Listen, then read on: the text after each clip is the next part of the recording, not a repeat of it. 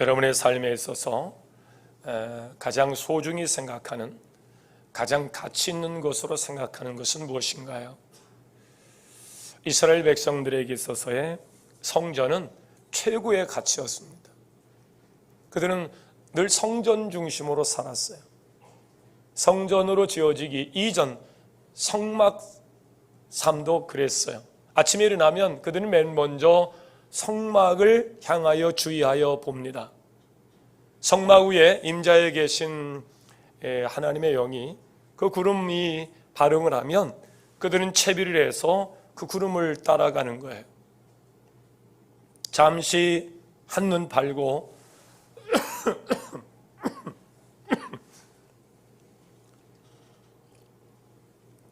성막으로부터 발흥해서 그렇게 앞서가는 구름을 쫓아가지 못하면 하나님이 그들에게 예비하여 주신 젖과 꿀이 흐른 땅에 갈 수 없기 때문에 그들의 관심은 온통 성막에 가 있었습니다. 요단강을 건너서 가나안 땅에 들어가 사사시대를 거쳐서 왕정시대가 시작이 됩니다. 사울을 거쳐 다윗 시대에 다윗은 블레셋 빼앗긴 그 법궤를 찾아서 하나님을 모시는 집을 짓고 싶었어요. 그래서 사모하는 마음으로 성전을 짓기 위해서 필요한 것들을 다 준비해 갑니다. 근데 하나님께서 다윗의 소원을 들어주지 않으세요. 통일왕국을 이루기 위해서 많은 전쟁을 치렀고 또 그 피가 그 손에 묻혀진 관계로 성전 짓는 일을 허락하지 않고 다음 세대의 성전을 지키를 권하십니다. 다윗은 하나님의 뜻 안에서 자기에게 주어진 일들이 다음 세대에 이루어지길 바라는 하나님의 뜻대로 그걸 준비해서 솔로몬 때에 성전을 져요. 그렇게 아름다운 성전을 짓고 그들은 그 성전에서 하나님을 만납니다. 그리고 그곳에서 하나님의 말씀을 듣고 임하신 하나님으로부터 하나님의 임재를 경험하면서 죄의 문제를 해결하기 시작합니다. 그러니까 그들에게서 최고의 가치는 성전이었습니다. 근데 점차 시간이 지나고 하나님을 신뢰하는 믿음이 식어지면서 성전에서 예배 드리는 것을 소홀히 여깁니다. 그리고 성전을 더럽히는 일도 서슴지 않고 합니다. 그리스도의 보혈로 우리를 깨끗이 씻으시고 우리를 의롭게 여기신 후에 거룩하신 주님의 몸이 되게 하셔서 우리를 교회로 명하시고 교회적 사명을 감당하도록 성령을 부으셔서 우리가 성전이 된 줄로 믿습니다. 이스라엘 백성의 최고의 가치는 성전이었는데 오늘날 그 성전의 가치를 잃어버린 거예요. 가증한 영으로 하나님을 만나려고 그러니 하나님의 법대로 그들이 했겠어요? 자기 소견에 옳은 대로 했겠죠. 하나님은 더 이상 그들을 성전에서 만나시겠다는 약속을 지키지 않으십니다. 그들은 성전에서 자기들이 죄의 문제를 해결해야 되는데 하나님이 계시지 않는 성전에서 죄의 문제를 해결할 수가 없었죠. 죄는 여전히 쌓였고 시대가 지나가면서 결국 그 성전은 불타 없어지게 됩니다. 바벨론의 침입으로 그 성전은 무너졌고요. 이스라엘 백성들은 성전이 있는 한 하나님은 결코 무너질 수 없는 민족이라고 생각을 했어요. 그런데 성전은 무너지고 자기들은 바벨론의 포로로 잡혀가는 겁니다. 얼마나 당황스러웠겠어요. 최고의 가치로 여겼던 그 성전이 어느 날 그렇게 의미를 줄 수 없는 성전이 되더니 그 성전은 무너지고 자기들은 포로로 잡혀가고요. 포로 생활 중에 백성들은 포로가 된 이유를 생각하게 됩니다. 바로 하나님의 뜻을 어기고 성전을 더럽혔던 일들, 그리고 예배를 소홀히 했던 일들을 그들이 회개하기 시작합니다. 하나님 역사 속에서 상상할 수 없는 일들이 일어납니다. 이방 왕이 하나님의 감동으로 그들을 다시 본국으로 돌려보내는 명령을 내립니다.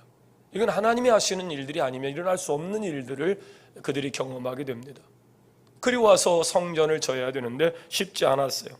성전은 터만 남아있고 다 회파되어 없어졌고, 스룹바벨 총독을 중심으로 해서 성전을 하나님의 도우심 가운데 완공한 후에 이전의 영광을 기억하던 노인들이 그 성전을 보고 얼마나 울었을까요? 두 번 다시 우리 후손들에게는 이런 얼룩의 역사에 동참되지 않도록 아마 그 성전을 다시 건축한 후에 그 이전의 영광 가운데 하나님의 영광을 기억했던 사람들이 울면서 다짐했을 겁니다. 그런데 그 성전은 또 무너지고 말아요.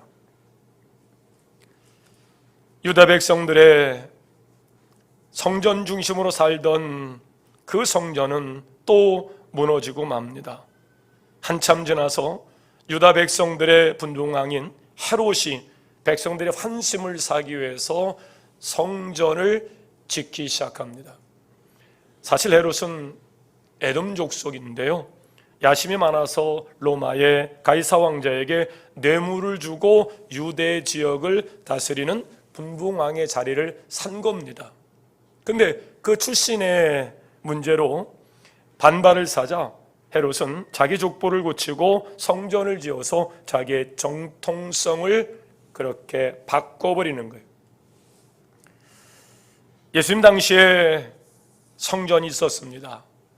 바울이 복음을 나눌 때에도 성전이 있었습니다. 그들은 이 성전 중심의 유일 성전 신앙을 가지고 그 성전에서만 하나님을 만날 수 있고 또 죄의 문제를 해결하며 하나님 임재를 경험할 수 있다고 생각을 했습니다. 그러나 그들의 성전은 이미 하나님의 영이 떠난 후였습니다. 400년 전으로 거슬러 올라가서 그들의 문화는 어느 순간 이방 문화와 다를 것이 없는 문화가 됐어요. 하나님 말라기에게 하나님의 언약을 상기시키면서 예배를 위해서 하나님이 우리를 아브라함처럼 영적 눈을 뜨게 해서 세워놨는데 하나님 앞에 온전한 예배를 드릴 수 없는 그들, 하나님의 언약을 상기시키면서 예배를 회복하자라고 이야기합니다. 이런 말라기 이야기를 그들은 하나님의 음성으로 듣지 않습니다. 결국 하나님이 떠난 자리에서 그들은 발버둥을 치우며 또 아우성을 치면서 그렇게 자기들만의 신앙의 습관을 만들어 갔던 겁니다. 이때 바울은 성전의 개념을 다시 정립해야 할 필요성이 있었습니다. 하나님이 계시지 않은 그곳에 오직 그곳에서만이 하나님이 계시다는 이 유일 성전 신앙을 깨치지 않으면 안 되었습니다. 이 의식이라는 것이요, 무섭거든요. 한번 그렇게 여겨지면 그걸 바꾸기가 정말 쉽지 않아요. 예루살렘 딱 하나만 있는 성전. 그러나 예수님이 400년 전에 이미 문이 닫혀지고 하나님의 영이 떠났던 그 성전, 그 성전을 통해서 하나님 만나고 하나님 임재를 경험하며 죄 씻음의 자리요 또 응답의 자리였던 그 성전의 회복을 위해서 하나님은 그들의 죄의 문제를 먼저 해결하셔야 되겠기에 흠없는 제물로 독생자 예수를 성육신하게 하셔서 그 육신의 제물로 그 피로 우리를 정케하시고 우리를 성전 삼아 주셔서 우리 안에 그분이 임재하여 계시고 우리는 우리 안에 임재하여 계신 그분을 만나며 그분을 통해서 우리는 죄를 씻고 우리를 성전 삼아 예배를 원하시는 하나님께 우리의 영으로 그분을 찬양하며 예배의 자리에 서게 된 줄로 믿습니다. 바울은 이 성전 신앙을 재정립하기 위해서 부단한 노력을 했어요. 이제 예수님을 믿으면 하나님이 그와 함께 계시고 하나님이 믿음의 사람 안으로 들어가셔서 하나님이 그에게 나타나시고 하나님이 그를 통해 사람들에게 나타나시는데 그것이 바로 성전의 기능이에요. 저와 여러분은 하나님께서 뽑아 세운 구별된 성전인 것을 믿으시길 바랍니다. 바울은 고린도 교인들에게 너희가 하나님의 성전인 것을 알지 못하느냐라고 물어요. 그에게 전통을 따르면 예루살렘 성전만 성전으로 그들은 고집하며 믿어왔던 거예요. 예수를 그리스도로 믿을 수가 없으니까 그리스도를 통해서 우리가 성전된 것을 이해 못하는 그들에게 바울이 반문하는 겁니다. 바울은 하나님의 성령이 너희 안에 계시는 것을 너희가 알지 못하느냐, 하나님의 성령이 믿음의 사람들 안에 계신다는 것을 확언하는 강조법이에요. 그렇습니다. 믿음의 사람들에게는 하나님의 성령이 그 안에 들어와 사세요. 그래서 거룩한 집, 우리가 성전, 성령이 함께 하시는 성전이 된 것입니다. 우리 옆 사람과 확인하십시다. 당신과 내가 성전입니다. 오늘 하나님께 예배를 드리는 우리가 하나님의 거룩한 성전이 된 것입니다. 이 거룩한 교회에 하나님은 아주 주요한 세 가지 사명을 말씀하고 있어요. 신약 성경을 기록한 헬라어로 이야기하면 따라해 보시겠어요? 케리그마. 교회의 기능 중에 아주 중요한 케리그마, 선포라는 뜻이에요. 교회는 예수가 길이요, 진리요, 생명이요, 우리의 구원자요, 그리스도 통치자라는 선포가 있어야 됩니다. 교회는 바로 주님의 교회라는 선포가 있어야 됩니다. 바로 그것이 교회의 기능이에요. 두 번째, 디아코니아. 따라해 보세요. 디아코니아. 봉사라는 뜻이에요. 교회는 봉사가 있어야 돼요. 세 번째, 코이노니아. 교제가 있어야 됩니다. 이 가운데 디아코니아, 봉사라는 것은 교회는 봉사의 공동체가 되어야 되는데, 교회 집사제도가 생긴 것도 봉사를 위해서 하나님께서 디아코니아, 교회적 기능을 위해서 집사를 세우게 되는 거예요. 사도 바울은 하나님께서 교회 여러 가지 직분을 세우신 이유를 에베소 4장 11절 12절 말씀에서 그 이유는 성도를 온전하게 하여 봉사의 일을 하기 위함이라 증거하고 있습니다. 우리를 성전 삼고 그렇게 버리신 그리스도의 몸으로서 세워서 그 기능적 역할을 할 수 있도록 집사를 세워서 봉사 일을 하게 하는 것은 성도들을 온전하게 하려고, 그리고 그 봉사 일을 하게 하려고 하나님께서 교회를 세우시고 우리를 그 교회가 되게 하신 줄 믿으시길 바랍니다. 그러면 우리 성도는 어떤 자세로 봉사를 해야 될까? 베드로전서 4장 10절 말씀으로 보면 각각 받은 은사대로 봉사해라. 무엇대로 은사하라고요? 받은 은사대로. 우리의 몸의 기능적 역할이 다양하죠. 눈으로 보고 손으로 잡아서 혀위에 얹혀놓으면 이빨로 맷돌처럼 갈아서 혀로 확 돌려치면 뒤로 넘어가죠. 식도를 거쳐서 위에 오면 소화가 될 수 있도록, 위는 바로 소화를 시키는 과정이죠. 소화를 잘 시키면 그 음식물이 어디로 내려갑니까? 장으로 내려가죠. 그래서 장에서 흡수를 통해서 영양분이 골고루 머리 끝에 세포까지 영양분이 그렇게 전달이 돼요. 각자 맡은 역할들이 다 다양합니다. 그렇습니다. 교회는 질서대로, 하나님 주신 은사대로 그렇게 움직여 가야 되는데, 머리신 그리스도의 통치자 그리스도, 그분의 명령에 따라서 교회는 은사대로 봉사하여 움직여서 성전의 기능을 해야 될 줄로 믿습니다. 이것이 마음대로 질서에 어긋난, 은사에서 벗어난 일들을 해서 될 일이 아니에요. 내가 하고 싶지 않다고 해서 위가 기능 역할을 하지 않으면 장이 심각하게 문제가 생깁니다. 장 트러블이 생기는 이유 중에 하나가 위 기능이 약해지면 장에 문제가 생기죠. 위가 그 기능적 역할을 다해야 장이 편안할 수 있지요. 그렇습니다. 하고 싶지 않다고 해서 안 할 일이 아니고요, 또 하고 싶다 그래서 할 수 있는 일이 아닙니다.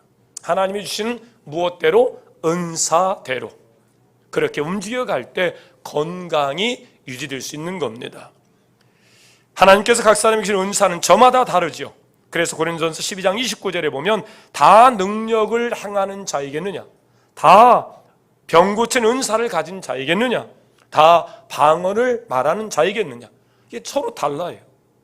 가르치는 목사가 있는가 하면, 어저께도 오늘 예배를 위해서 분주히 많은 분들이 움직이셨어요.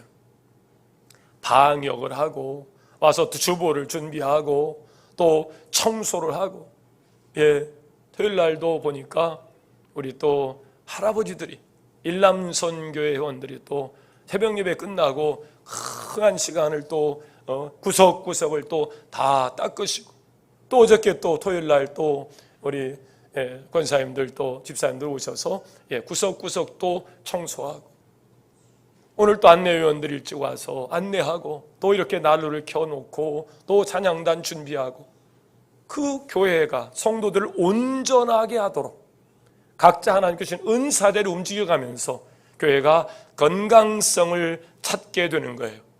여러분, 교회에 주어진 캐리그마 선포의 기능, 디아코니아 봉사의 기능, 코이노니아 교제의 기능, 어느 한 가지만 부족해도 교회는 건강을 잃어버리게 되는 거예요. 그래서 오늘 새 사람으로 사는 방법 세 번째, 교회적 기능을 감당하는 일들, 하나님께 내게 주신 성전의 기능을 제대로 감당하기 위해서 따라합시다. 성숙. 성숙이라는 이름으로 말씀을 함께 나누려고 합니다. 지난주에 우리가 새 사람으로 사는 방법 뭐였죠? 기도. 지난주에 새 사람으로 사는 방법 뭐였죠? 예배. 오늘 새 사람으로 사는 방법 세 번째 뭐라고요? 성숙입니다. 먼저 오늘 본문의 다윗의 신앙을 보면서 새 사람으로 사는 방법 세 번째 시간, 성숙에 관한 말씀을 함께 은혜를 나누려고 합니다. 먼저 다윗은 이 세상에서 누리는 분깃에 만족하지 않도록 기도하고 있어요. 이게 뭔 기도일까?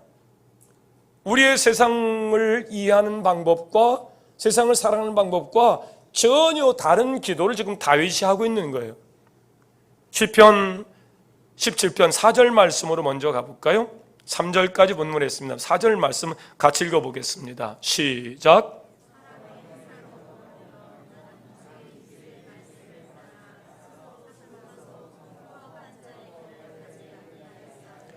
사람의 행사로 논하면 나는 주의 입술의 말씀을 따라 스스로 삼가서 포악한 자의 길을 가지 아니하여 싸우며.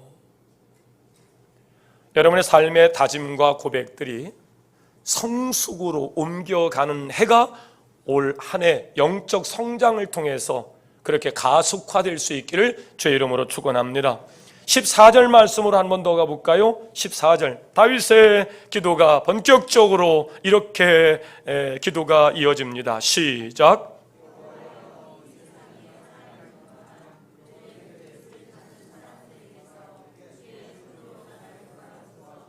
그들은 주의 제물로 배를 채우고 자녀로 만족하고 그들의 남은 산업을 그들의 어린 아이들에게 물려주는 자니이다. 이거 여러분 어서 많이 듣고 보고, 아니 내가 그런 삶 아닌가요? 내가 그런 삶을 살던 자 아닌가요? 여호와 이 세상에 살아있는 동안 그들의 분깃을 받은 사람들에게서 주의 손으로 나를 구하소서.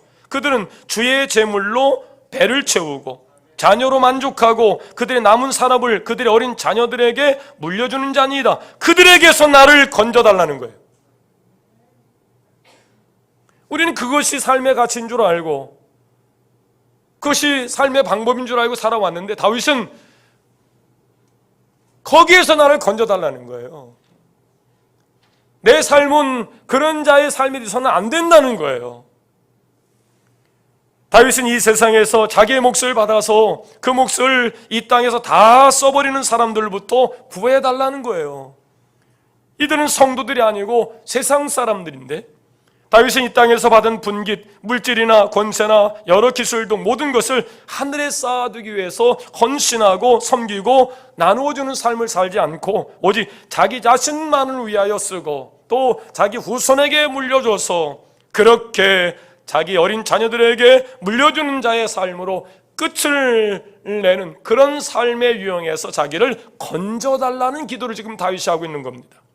그들이 얻어서 누리는 모든 것은 다 주님께로부터 온 것인데도 불구하고 오직 자기 자신만을 위하여 쓰다가 자녀와 후손에게 물려주는 것으로 그 인생을 끝맺는 그런 삶을 살지 않겠다는 이 다윗의 고백이에요. 어저께 우리 교회 어느 분이 이제 자서전을 준비하고 계신데 아마 출판을 할 계획으로 담임 목사님이 추천서를 써주시면 좋겠어요. 그래서 제가 추천서를 쓰기 위해서 그 내용 분량을 다 읽지는 못했지만 어제 밤늦게까지 목사 정말 감동을 받으면서 그 내용을 살펴봤어요. 눈물 흘리며 쓴 내용을 저도 눈물이 나더라고요. 그동안 살아왔던 인생 가운데 하나님의 섭리 안에서 구원을 받고 이제 신자의 선한 영향력을 가지며 그렇게 하나님 주신 복을 누리며 살고 이제는 떠나갈 때 그동안 살아왔던 삶의 가치가 또 그 흔적들이 후대에 선한 영향력을 끼치기 위해서 하나하나 조목조목 유언하듯이 변호사 데려다가 공증하듯이 하나하나 책으로 다 남겨가는 거예요. 하나님이 주신 물질, 하나님이 주신 여러 문화적 혜택 다 누리고 살았으니 이제는 다음 세대를 위하여 그리고 교회를 위하여 그리고 복음 확산을 위한 선교회를 구성하는 일을 위하여 그렇게 설계를 해 나가시는 거예요. 어느 물질은 어떻게 사용하고 어느 물질은 어떻게 사용하시면서 그렇게 하나님께서 자기의 축복을 그렇게 내가 고인물로 끝내지 아니하고 나를 흘러 세상에 돌아가도록 통로로 사용하는 일들을 책으로 써내서 다짐하고 결단하며 후대에 넘겨주고 어저께 목사이지만 상당히 제가 도전을 받았어요. 성경의 다윗의 이 아름다운 고백을 제 설교 원고를 얼마 전부터 먼저 훔쳐본 것처럼 오늘 나와의 이 말씀을 어쩌면 그대로 그렇게 고백하시며 사는지 전율이 느껴지더라고요. 이분이 오늘 내 설교를 어떻게 먼저 설교 원고를 훔쳐보셨나? 어떻게 이런 고백 결단을 토요일 저녁에 늦은 시간에 읽으면서 막 전율이 느껴지는 거예요. 자기의 부를 헐벗은 이웃을 위해서 구제하고 도울 생각을 하지 않고 더 많은 재물을 모아 자손 대대로 부귀영화를 누리려고 하는 자들에게서 자기를 구해달라는 거예요. 그 험하고 헛하는 곳에 머물러서 살고 싶지 않다는 다윗의 고백이에요. 영생을 약속받고 또 영생을 확신한 다윗에게 있어서 이 땅의 삶은 그냥 지나가는 삶이에요. 근데 그냥 의미 없이 지나가는 것이 아니고 의미를 부여할 만한, 가치를 인정할 만한 삶의 흔적을 남기고 가고 싶은 것이 다윗의 삶이었어요. 하나님 마음에 합한 자로서 다윗은 살다 가잖아요. 근데 어떻게 그렇게 살았을까? 이런 고백에 다짐이 있었던 거예요. 다윗의 기도는 세상 사람들처럼 살지 않게 해달라는 그런 기도예요. 세상 사람들이 자신만을 위해 사는 것을 당연히 생각하지요. 자신을 위해서 물질을 모으고 모은 것을 자기를 위해 쓰다가 남기면 유산으로 남겨주는 것, 그것 외에 기독교적 가치를 가지고 선교적 과제에 하나님이 내게 주신 축복을 그렇게 나에게서 고인물로 끝내지 아니하고 세상에 흘러넘치도록 하게 하는 일들, 그런 선한 영향력을 극대화시키는 일들이 내 대해서 끝나지 아니하고 다음 세대에 이어지도록 그렇게 유언으로 남기는 일들. 문제는 우리 크리스찬들도 그런 생각으로 살면 안 되는데, 입으로는 하나님을 말하면서 살아가는 삶에 세상 사람들과 똑같은 가치와 똑같은 문화 가운데서 고인물로 썩은 물로 이 세상을 끝낸다면 어찌 우리가 영생을 약속받은 사람으로서 그 나라에 당당하게 갈 수 있겠습니까? 그러니 영적인 영향력이 점점 줄어가는 거예요. 욕심 많은 사람, 이 땅에서도 욕심을 다 누리고 천국도 가고 싶어하는 사람, 이것이 욕심 많은 크리스찬 아닐까요? 선한 영향력을 가지고 한국 근대화에 교회 가면 빛을 만날 수 있었고 위대한 가치를 발견할 수 있었던 교회가 어느 순간 속물 집단이 되어가는 것은 아니었는지. 세상의 빛과 소금의 역할을 감당하는 것, 이것이 새 사람으로 사는 성숙의 삶인 것을 믿으시길 바랍니다. 두 번째 다윗은 그가 본받을 신앙 중 두 번째는 정직함이에요. 다윗은 1절에서 거짓되지 아니한 입술에서 나오는 나의 기도에 귀를 기울이소서. 다윗은 어떤 실패를 경험했습니까? 하나님의 부름을 받고 세움을 받던 그가 거짓된 가정한 삶을 산 적이 있어요. 남의 아내를 빼앗아다가 그것으로 끝나지 아니하고 백성들이 나를 어떻게 생각할지 모르니까 남의 아내 빼앗아 왔다고 하면 그런데 과부를 데려온 것은 괜찮아. 그러니까 살아있는 남편을 전쟁터에 내보내서 죽이는 허물을 가져요. 이게 도대체 하나님의 부름을 받고 세움을 받은 다윗으로서는 할 수 없는 일인데, 이게 한 미혹을 받으면은요 내 안에 욕심이 반응해가지고 죄의 길로 끌고 가는데 그걸 모르는 거예요. 다윗이 돌이켜서 축복의 통로로서 하나님의 축복이 내 대에서 고인물로 끝나지 아니하고 그것이 세상에 영향력을 가지고 흘러넘치도록 그렇게 기도하면서 자기의 영이 정직한 영으로 회복되기를 구하는 기도입니다.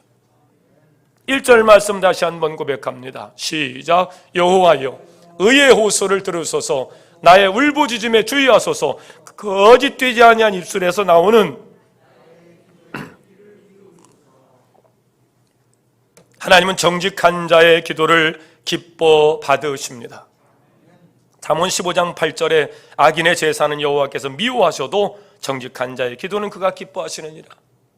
재물을 어마어마하게 쌓아놓고 하나님 앞에 제사를 드려도 하나님은 정직하지 않은 자의 제사를 미워하신대요. 그러나 정직한 자는 재물이 없어도 그 기도를 하나님께서 기뻐하시니라. 예, 새 사람으로 사는 방법, 성숙, 이 일을 위해서 우리는 정직한 영을 회복하는 일들을 올해 영적 성장의 목표로 삼아야 됩니다. 그런 사람이 온전한 사람이고 그런 사람의 기도가 하나님께로부터 응답받는 기도예요. 이런 사람의 기도는 하나님께서 기뻐하시면서 응답하세요.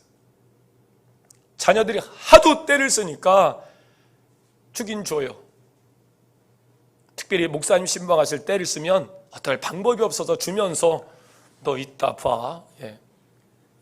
근데 꼭 그렇게 부탁해서가 아니고 아들을 불러서 시그머니 주머니에 그렇게 그 부족을 채워주는 엄마 아빠의 마음, 바로 이것이 다윗을 향한 하나님의 마음이 아니었을까요? 2절 말씀처럼 의로운 사람은 하나님 앞에 절대로 공평한 재판을 요구하게 됩니다. 하나님 앞에서 온전한 사람은 하나님의 공평한 재판을 요구해요. 정파적 진영 논리에 빠져 살지 않아요. 우리 사회가 어떡하다가 옳고 그름이 문제가 없어졌어요. 다 내로남불이야. 우리 편은 다 이해가 되고 용서가 되고 상대편은 죽여야 돼. 그래 적폐요. 도저히 함께 어깨를 나란히 하며 함께 이웃으로 살아갈 수 있는 구조가 아니에요. 어쩌다가 우리가 이렇게 사나워졌죠? 그러니까 어떤 재판할 때마다 전부 다 내로남불이에요. 내 편이 재판받아서 형을 받으면 야 법원 불러가라 판사 탄핵하자 그러고, 상대편이 형을 받으면 아이고 우리가 사법이 살았어 뭐 이러고. 이게 왜 이렇게 됐죠? 옳고 그름이 없어졌어요. 다 진영 논리에 의해서 공정한 재판이 흐려졌어요. 예수 믿는다는 것이 무엇일까요? 이 세상에 살면서 아무도 내가 예수 믿는 것을 모르게, 예수 믿는지 안 믿는지 모르게 그렇게 사는 것이 예수 믿는 게 아니거든요. 그냥 가만히 있어도 향기가 나야 됩니다. 향기가 나야 됩니다. 그게 예수 믿는 거예요. 근데 예수 믿는지 직장 생활에서 얼마 동안 직장을 했는지도 옆에 사람이 내가 예수 믿는지를 몰라요. 그 사람이 예수 믿는다고요? 그 사람이 교회 다닌다고요? 이거 큰일 날 일입니다. 왜? 예수 믿고 정직하다 하면 손해가 되니까요. 이기적인 그 마음을 발톱을 싹 감추고 살아야 되니까 내가 신자라는 것을 이야기할 수 없는지도 모릅니다. 안타까운 일이에요. 목회하면서 마음속에 갖고 있는 것 중에 가장 큰 것은 우리 임마누엘 교회 모든 성도들이 그리스도를 닮게 하자. 이것이 제 목회관입니다. 따라합시다. 작은 예수로 살자. 우리 옆 사람과 이야기합시다. 작은 예수로 사십시다. 예수의 향기, 예수의 그 따뜻한 분말이죠. 죽음의 자리에서도 하나님, 저들이 몰라서 그래요. 그리고 그들의 잘못을 용서하며 십자가를 지었던 그 주님의 관용, 배려, 존중. 바로 그런 모습이 오늘 다윗의 모습인 것 같아요. 다윗은 신앙으로 바로 살려고 몸부림을 칩니다. 하나님이 다윗을 내 마음에 합한 자라고 한 것은 그냥 주어진 닉네임이 아니에요. 얼마나 몸부림치면서 누구인들 하나님 주신 것 내배채우고 내 후손들에게 주고 싶은 마음 누구나 갖는 인지상정이에요. 근데 다윗은 그렇게 삶을 사는 사람들과 함께 내가 살지 않도록 나를 건져달라는 거예요. 예수님처럼 십자가에서 내어줌으로 희생의 제물로 사는 그런 삶을 다윗은 꿈꾸고 있었던 겁니다. 다윗 자신이 그렇게 죄악에 빠지지 않을 수 있었던 것까지도 모두가 하나님의 은혜였다고 고백합니다. 8절에 보니까 같이 합시다. 시작. 나를 눈동자같이 지키시고 주의 날개 그늘 아래에 감추사. 어릴 적 저는 그런 환경에서 자랐어요. 갑자기 닭이 꼬꼬꼬꼬꼬 그럽니다. 비상 사이렌을 내는 거예요. 그러면 병아리들이 막 쪼다가 꼬꼬 그러면 엄마 닭의 날개 속으로 다 숨어 들어가. 그거 신기해. 여러분 못 봤죠? 저만 본 것 같아. 아주 귀엽고 말이죠. 병아리들이 어떻게 그걸 또 엄마가 오라는 소리를 알고 말이죠. 꼬꼬꼬꼬 그러면 막 이렇게 하고 있으면 보면 공중에 매가 날아다녀. 이렇게 매가. 그러니까 닭이 그걸 보고 병아리를 모으는 거예요. 주의 날개 아래 보호받는 여러분, 다윗처럼 보호받는 여러분, 하나님께서 실어버린 자가 아니고 미워해서 물리치는 자가 아니고 하나님께서 여러분을 모으는 자로 살 수 있기를 주의 이름으로 축원합니다. 다윗의 유대함은 바로 여기에 있었어요. 지금 이 시대의 말씀대로 사는 사람들이 많이 있습니다. 교계 지도자나 성숙한 신자를 보면 정말 고개가 저절로 숙여지고 정말 존경의 마음을 갖게 됩니다. 그런데 어느 순간 갑자기 대답없이 그렇게 살던 분이 신문에 놨디야 끝이에요. 왜 그럴까? 왜 그렇게 어떤 목표를 향해서 가던 그들이 왜 이렇게 무너질까? 첫째는 하나님을 두려워하는 마음이 없어지는 거예요. 자기 속에 오른 대로 세상을 받아들이게 됩니다. 나만 뭐 이렇게 헌신하고 희생해서 뭐 세상이 달라지겠는가? 그래서 목사님들이 60 넘어가면 제정신이 온다잖아요. 성령 충만했던 목사님들이 제정신으로 오니까 여러분들이 사는 삶의 가치와 별반 다름이 없는 가치를 갖는 거예요. 제가 교통사고 나서 수요일날 개의견을 거쳐서 개의견들이 들어왔어요. 목사님 새 차를 샀으면 좋겠는데 목사님 자꾸 반대하시니 쓸만한 차를 목사님 사시고 싶은 거 사세요. 그래서 1,000만 원을 이제 저한테 보냈어요. 근데 이게 돈도 써본 사람이 쓰지 그 1,000만 원 가지고 일주일 내내 고민하는 거예요. 이걸 써야 될까 말아야 될까 그러고 있으니까 집사람이 아이고 참 근데 당신이 목사가 안 돼봐도 몰라서 그래. 그거 별것 아닌데도 그걸 가지고 그냥 300짜리를 사자. 아니요. 그래도 성도님들이 또 결정해 주신 건데 1,000만 아직도 결정 못하고 있어 제가.